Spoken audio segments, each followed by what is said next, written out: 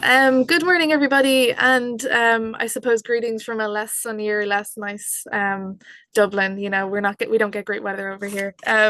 So yeah, my name is Emma. I am a senior meteorological officer here in Met Éireann. So Met Éireann is the Irish Meteorological Service.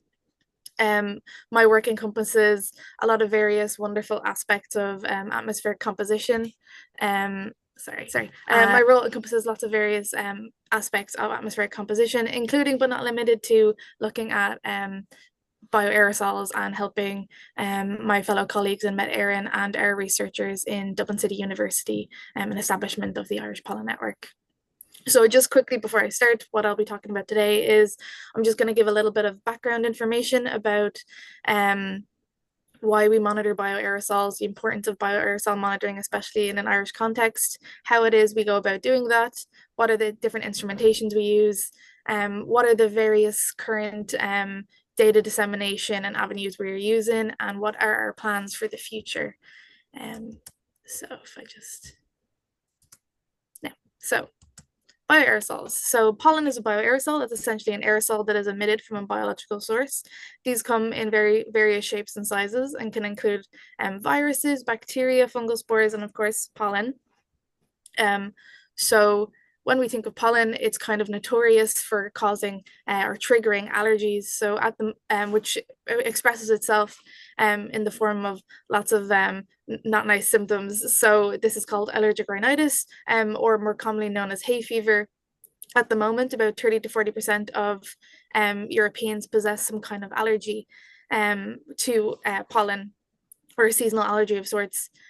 This is a particular risk to the Irish population because pollen and exposure to bioaerosols also further triggers and exacerbates other respiratory conditions like asthma. And although Ireland is quite a small nation, we actually have the fourth highest prevalence rate of asthma worldwide. So you could say that bioaerosols represent a significant risk to the health of the Irish public. But pollen, fungal spores, and other bioaerosols, they also impact the environment around us. So they can form cloud condensation and ice nuclei, producing clouds, affecting radiative forcing and the hydrological cycle. The transport of bioaerosols can also result in the spread of invasive plant species and diseases as well. So going forward, what are the benefits of monitoring these bioaerosols? Well, pollen monitoring and developing accurate forecasting tools are valuable resources for allergy sufferers and people who have these respiratory conditions. It allows them time to take necessary precautions and to avoid high exposure days or scenarios. But in Ireland, we also have a really big agricultural sector. So monitoring bioaerosols can also have a lot of benefits in that sense. So we can use monitoring bioaerosols like pollen and fungal spores to be able to predict crop yields, look at plant pathology. It can help the effective and early detection of invasive plant species and plant diseases, which hopefully, if we can detect them early enough, can prevent further spread. So despite all these concerns, pollen monitoring and bioaerosol monitoring in general in Ireland has largely been overlooked in the past decades. And there's only really been long-term or permanent monitoring studies commencing in the past maybe 7 years, maybe starting in 2017, 2018. But here in Met Éireann, we're definitely making up for it now. These trends in allergic diseases is expected to worsen and continue as time goes on. So I mentioned just on the previous slide that about 30% of the current European population has some kind of seasonal allergy. Well, this is expected to continue to worsen, and by 2060, some studies have suggested that it's expected to double. So this is very much linked to urbanization and climate change, exposure to anthropogenic pollution in urban areas, sensitizes our respiratory conditions, gets us really primed for allergic responses. Elevated CO2 levels associated with global warming have also been shown to increase the production of pollen in some allergenic species, which is not ideal. Global warming is also allowing spring to start earlier and last longer, further lengthening the pollen season and further lengthening that time of exposure for those allergy sufferers. And as well as that, the changes in climate and global warming can facilitate changes in plant distribution. So we're seeing a lot of concerns regarding, especially in mainland Europe, about the spread of allergenic plant species like ragweed and how that's going to worsen. So how do we actually monitor pollen? Well, there's loads of different methods, but the one common method that's been used throughout history is a volumetric impaction method using the Hurst sampler. So this operates on volumetric impaction. It operates at a flow rate of 10 liters per minute. So this little this is a picture of our sampler we have on the roof, actually just of this building. So if I just press the next slide, you can see that pollen is essentially sucked in through this device at 10 liters per minute, which mimics our respiratory rate. Pollen is impacted, and fungal spores and other bioaerosols are impacted on the silica coated substrate that is then on this drum. So after 7 days, we remove this drum, we remove the tape, we cut the tape into 7 different daily segments, we code it appropriately, and we look at it under a microscope and manually count and identify the different species there. So yeah, we microscopically identify pollen. A pollen has various different surface features that we can use to differentiate between different types. But as you can imagine, after 7 days, and then you have to count all of these different pollen types, this is a very laborious and time-consuming method, and obviously requires a skilled analyst to be able to differentiate the different pollen types. So if you look at the screen here, you can see that there's loads of different pollen types. They look quite distinctly different, but this is not always the case.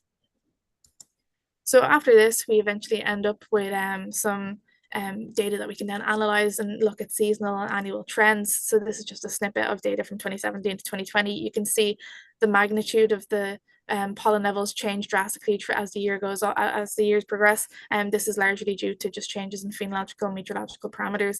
But generally, the trend remains the same. We could classify the Irish pollen season is bimodal. We have a first peak in April around springtime.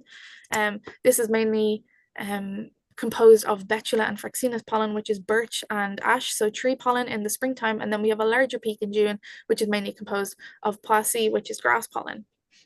But not all pollen are born equal, as they say. So we take a particular interest in those allergenic species. So if you have hay fever in Ireland, you're more than likely allergic to grass pollen. So 85% of Irish allergy sufferers have a grass pollen allergy, but another 20 to 30% also allergic to betulaceae pollen.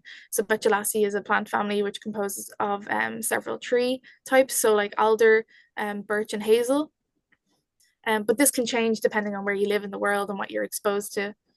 But they're not the only allergenic species in the air. So we're talking a lot about pollen, but there's also additional allergenic bioaerosols like fungal spores, which are much more ubiquitous and present at much higher concentrations. So you can see here, there's Alternaria. This is the larger of the two on the right, looks a bit like a baseball bat. And then you have Cladosporium, which are the tree grains popped on top of each other because they're quite small in comparison. So these are also known allergenic bioaerosols that we'd also be interested in looking at.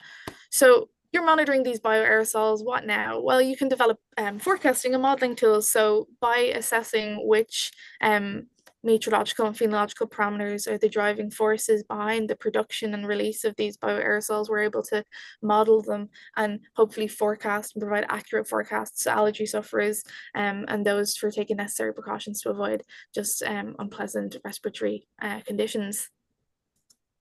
So let's just say after the lovely conference in Spain, you decide that you want to take a trip to Ireland and you're worried about your allergies. What kind of tools and forecasts do we have available for you to be able to check to see if you're going to be sneezy on your trip to Ireland? So if you logged onto the Éireann website or on our various social media platforms, you'd be brought to our 3-day pollen forecasts, which are updated daily. So they look like this. This is just a screenshot I took earlier in the week. So these are classified based on levels. So you've got low, medium, high, very high, etc. It's just more comprehensive for the public to understand rather than given some quantitative value, which is hard to put any meaning to. So these forecasts are actually produced by my former research group in Dublin City University, and they also provide general text descriptions on the predominant pollen types at that time. So if you logged on at various times in the year, you'll see here there's a general comment at the end of the screen. If you went onto our website and scrolled down, you'd get more in-depth specific comments on what exactly the pollen types are at the moment, that are really high, what are the ones of concern, the same with the fungal spores. So that changes as the year progresses and the season progresses, and different species come into the atmosphere. As well as that, we provide a pollen calendar. We use this traffic light system. So this is just showing the 10 most common pollen types that we see here in Dublin City. You can see that, like I said earlier, not all pollen is born equal. So we're mainly interested in the allergenic species. Sorry. So those are the ones that are highlighted in red, and then we've got medium allergenicity, which are highlighted in orange, and then we've got low allergenicity, which are highlighted in green. So this is constructed using several years of data averaged over the year, so that you can tell roughly what time of the year different pollens are going to be high. So at the moment, our dissemination efforts are very much a symbiotic relationship between ourselves here in the Met Service and our collaborators and researchers in Dublin City University. So they produce the forecast and the commentary and the calendar, and we host it then and provided a necessary platform for the public. But that's not all we do. We also collaborate on publications. We promote interviews, EU and international collaborations like Pollen, but I'm not going to give any spoilers because I know that's the next talk. We also attend conferences and various educational outreach programs. But it's important to also highlight that we each bring beneficial dissemination avenues to the table. So Éireann, we are the Irish Met Service. We have an authoritative voice for public messaging. We're essentially a household brand. We have an established online presence which can help promote the spread of bioaerosol monitoring and awareness. And we are constantly being invited to various nationwide outreach and communication events to spread this research and the importance of bioaerosol monitoring. And as well as that, our postgraduate researchers and collaborators in DCU have their own different avenues of dissemination and their own individual media opportunities that are available for them here in Ireland. But going forward, we have lots of really cool plans. So how can we promote the research that they're doing and share this with the public? Well, at the moment, we have a co-funded postgraduate project, which is partly looking at developing a dispersion model tool for pollen. So at the moment, we've got the 3-day forecasts, we've got the commentary, we've got the pollen calendar, but we would also like in the near future to adapt the research that's currently ongoing to develop a graphical forecast so that you can in Ireland you'd be able to tell the spatiotemporal distributions of various pollen types at various different days, and this is really gonna incorporate the spread and the expansion of our network for the inclusion of real-time data. So like I said previously, the old traditional HRS method is very time-consuming and laborious. So in recent decades, yes, there's a real big push towards using real-time instruments, as it allows for more timely pollen monitoring and more effective and accurate forecasting. So one such instrument is the Swiss Pollen. So this instrument is actually taken on the roof of this building as well. It operates on the basis of holographic imaging and light-induced fluorescence. So we train the instrument using known pollen samples at the moment, and we use that then in collaboration with Swiss, who are the company who produced this instrument, to develop a classification machine learning algorithm. So training is ongoing with our postgraduate researchers. We're hoping to expand it to also include a range of fungal spores of interest, so allergenic and pathogenic fungal spores. And it's been in operation on our roof since 2023, and the results are looking quite promising. So just for anyone who's unfamiliar, this is just quickly how the instrument works. So pollen grain enters the sample inlet.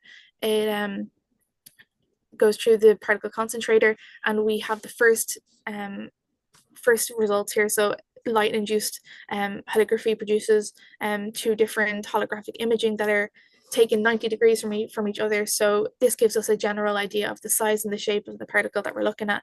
Then it travels through the fluorescent detector. So this is 3 different excitation wave bands and 5 different emission bands that we detect. That it gives us a general idea of the fluorescent it gives us a general idea of the fluorescent spectra of the particle. Then we get some information on the polarized light scattered measurements, and then the sample exit through the sample outlet. So that's just a quick overview of how this instrument works. So just a little update on what our network looks like at the moment. So we have one Jupiter sampler in Dublin, and then we have also we're in various stages of establishing 5 other instruments around the country. So the red and the yellow markers here represent the Jupiter models that I discussed previously, and the blue markers represent Mars models. So these are similar to the Jupiter models, except they only use light-induced holographic image.